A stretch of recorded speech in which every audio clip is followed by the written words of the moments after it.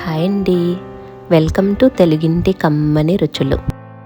ఈరోజు మనం వంకాయ, ఎండు రొయ్యలు, కోడిగుడ్లు కర్రీ ఎలా చేసుకోవాలో చూసేద్దాం. ఈ కర్రీ అయితే రైస్లోకి అలాగే రోటీలోకి కూడా చాలా బాగుంటుంది. ఇంకా ఆలస్యం చేయకుండా ఎలా చేసుకోవాలో ప్రాసెస్ చూసేద్దాం. ముందుగా హాఫ్ కప్ ఎండు రొయ్యల్ని తీసుకొని క్లీన్ చేసుకొని నీట్గా వాటర్తో 3 నుంచి 4 సార్లు వాష్ చేసుకొని పక్కన ఉంచుకోవాలి.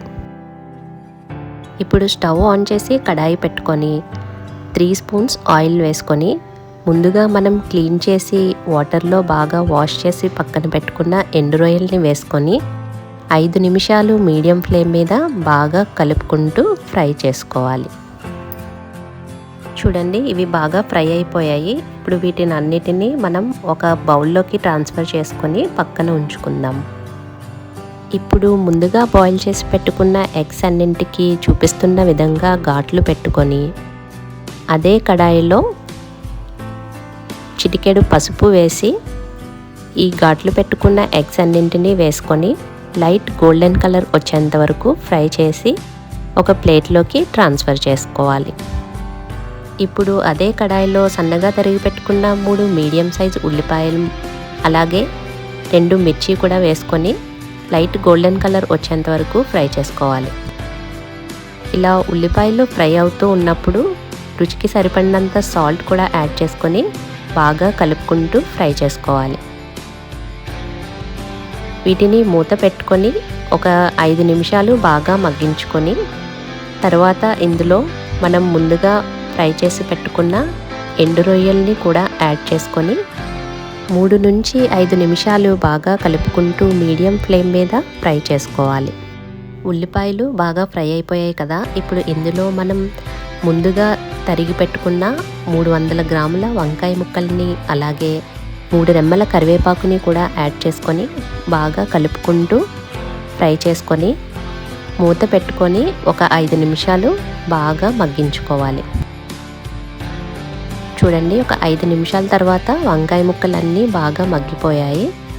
ఇప్పుడు ఇందులో 1 టేబుల్ స్పూన్ ధనియాల పొడి, 1/2 టేబుల్ స్పూన్ జీలకర్ర పొడి వేసుకొని బాగా కలుపుకొని జీలకర్ర ధనియాల పొడి వంకాయ ముక్కలతో బాగా మిక్స్ అయిన తర్వాత ఇప్పుడు రుచికి సరిపడినంత కారం కూడా యాడ్ చేసుకొని కారం పచ్చివాసన పోయేంత వరకు ఫ్రై చేసుకొని 250 ml వరకు వాటర్ని యాడ్ చేసుకొని ఒకసారి బాగా కలుపుకొని మూత పెట్టి బాగా గ్రేవీని ఉడికించుకోవాలి. ఇలా గ్రేవీ బాగా ఉడుకుతూ ఉన్నప్పుడు మనం ముందుగా బాయిల్ చేసి ఫ్రై చేసి పెట్టుకున్న ఎగ్స్ని కూడా యాడ్ చేసుకొని సాల్ట్ని అడ్జస్ట్ చేసుకొని గ్రేవీ అంతా దగ్గర పడేంత వరకు బాగా ఉడికించుకోవాలి. చూడండి, గ్రేవీ దగ్గర పడిపోయింది కదా. ఇప్పుడు చివరిగా సన్నగా కట్ చేసి పెట్టుకున్న కొత్తిమీరని కూడా చల్లుకుంటే ఎంతో టేస్టీగా ఉండే వంకాయ, ఎండు రొయ్యలు, కోడిగుడ్లు కర్రీ రెడీ. ముందుగా చెప్పినట్లు ఈ కర్రీని మనం రైస్తో కానీ లేదా రోటీలోకి కానీ తింటే చాలా బాగుంటుంది. ఇప్పుడైతే నేను రైస్తో టేస్ట్ చేసి ఎలా ఉందో చెప్పేస్తాను. ఆహా, వంకాయ, ఎండు రొయ్యలు, కోడిగుడ్లు కర్రీ టేస్ట్ అయితే చాలా బాగుందండి. ఎండు రొయ్యలు ఫ్లేవర్ అంతా కూడా గ్రేవీలోకి బాగా దిగి టేస్ట్ అయితే చాలా బాగుంది. మీరు కూడా తప్పకుండా ట్రై చేసేయండి మరి. Thanks for watching my recipe.